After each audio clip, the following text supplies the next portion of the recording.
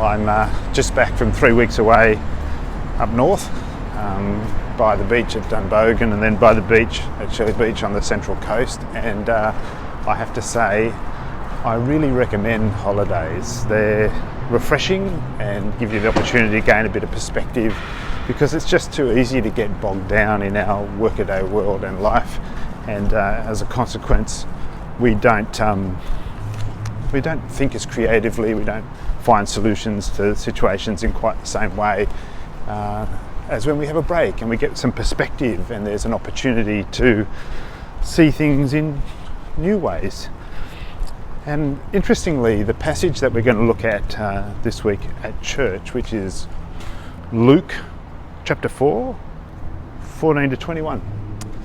Luke chapter 4, 14 to 21. That's a story that happens shortly after Jesus has been tempted in the wilderness by Satan, and he comes into the communities around that area that he's in and starts preaching in the synagogues and creates quite a stir, even coming to Nazareth where he was brought up and going into the synagogue there, and of course preaching. He reads from the scriptures, and halfway through the reading he stops, rolls up the scroll and sits down, and as a consequence he makes a few comments. Everyone's watching him because apparently the reading should have finished a bit later than that. He's halfway through the passage and creates a bit of a stir as a result. Jesus was already creating quite a stir around the place, not least because John the Baptist had given him quite a it's an occupational hazard, and he got run over.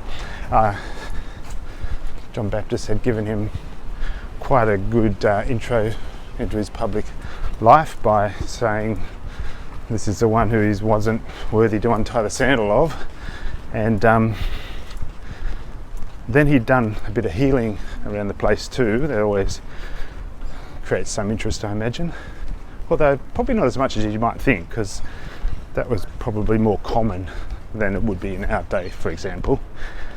But his teaching really seemed to capture people's imaginations. It had an authority about it, unlike most of the other scribes and Pharisees and their teaching and rabbis and so forth.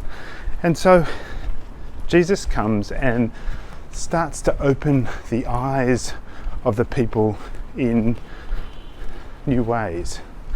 Helps to give them some perspective on their situation that up to that point they hadn't really achieved, and offers them an alternative view about the way life might work, and indeed what the life of the kingdom might actually look like.